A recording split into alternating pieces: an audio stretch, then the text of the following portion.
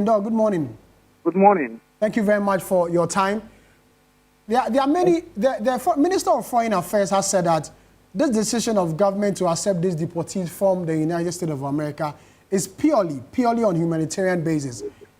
You agree to that?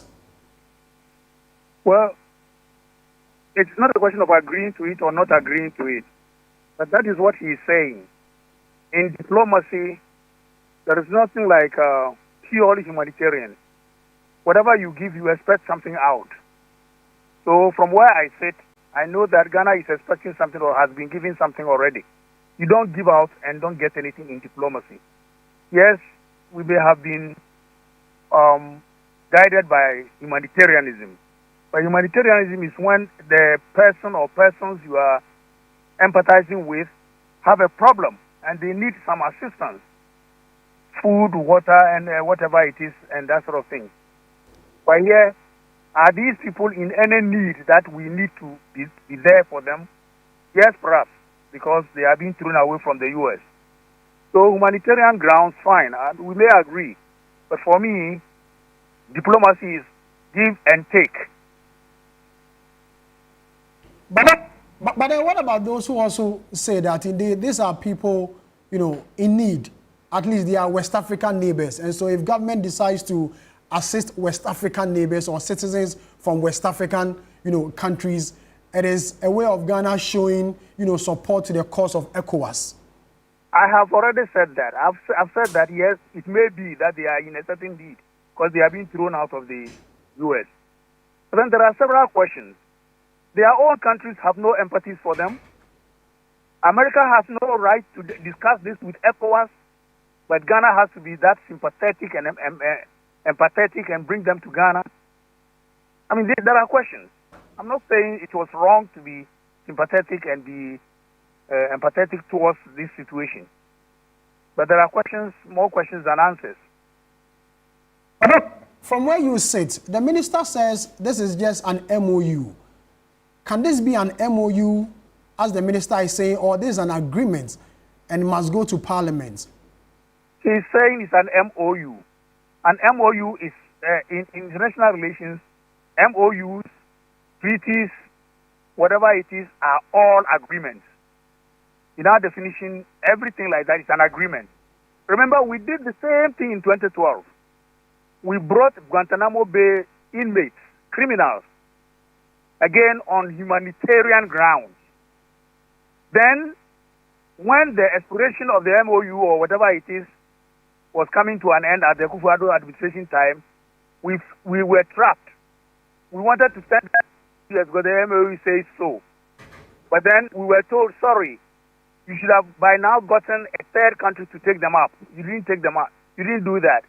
Then we rushed the whole thing to Parliament. It was late.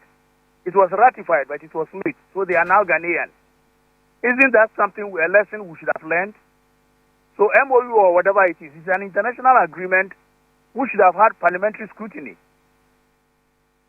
But many say that comparing the Gitmo 2 to this current situation may be different because in the Gitmo 2 issue, after the expiration of the period, they remain in Ghana. But these individuals, as the minister mentioned, will go back to their countries. The president said that even the 14 that came in first have all gone back to their countries, Nigeria and Gambia. And so the expectation is that the 40 that is coming in may go back to their country.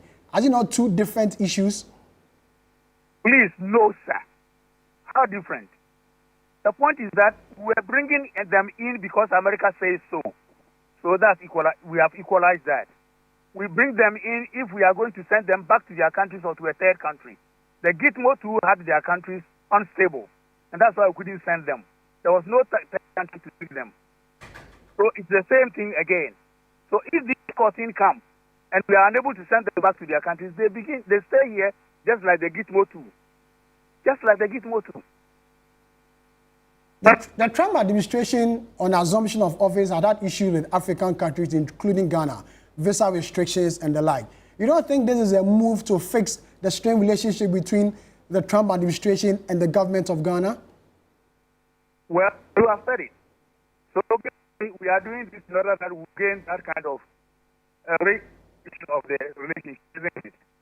So you see, you come back to what I started with, that you don't give anything without taking anything back. But the main point is this, that Africa should learn. We should learn seriously. Why wouldn't America negotiate with the AU, negotiate with ECOWAS, negotiate with ECAS or EAC? But they want to coerce various countries to accept their iniquity.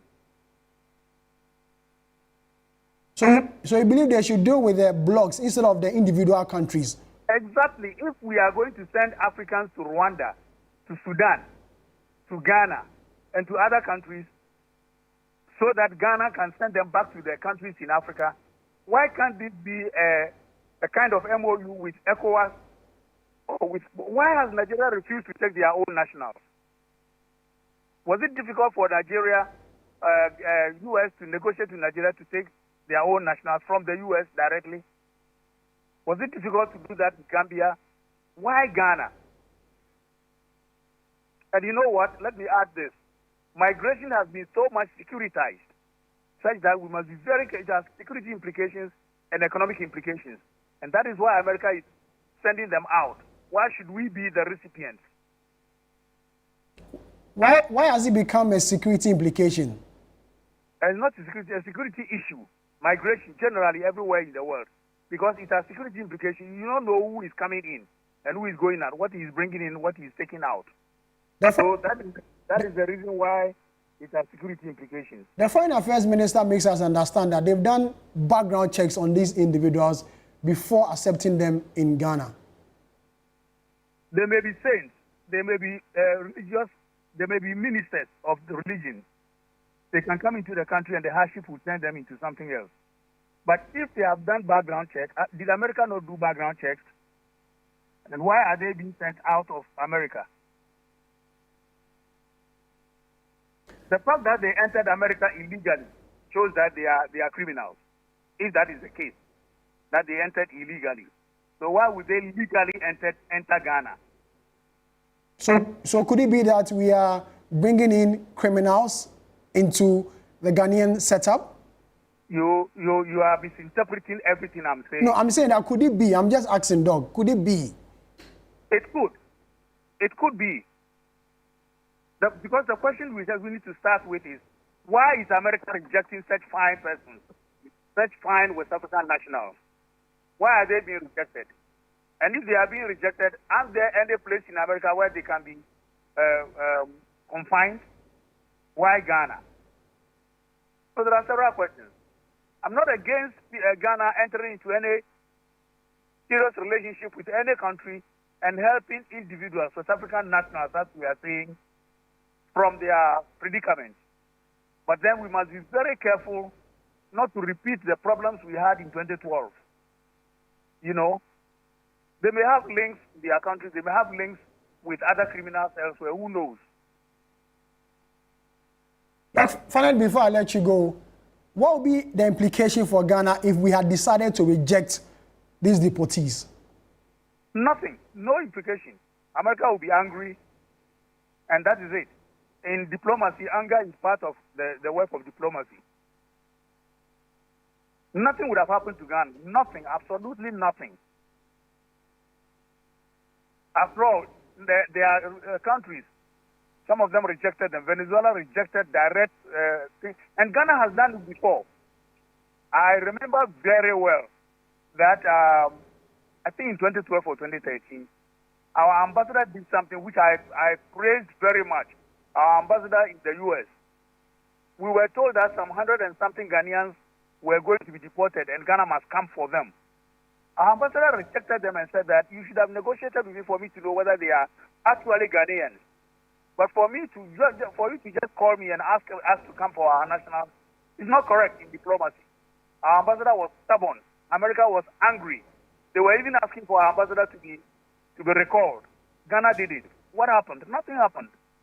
You know, in diplomacy, what you give is what you take. So if somebody is playing the bluff, you play the bluff. Nothing would have happened to Ghana if we hadn't received them.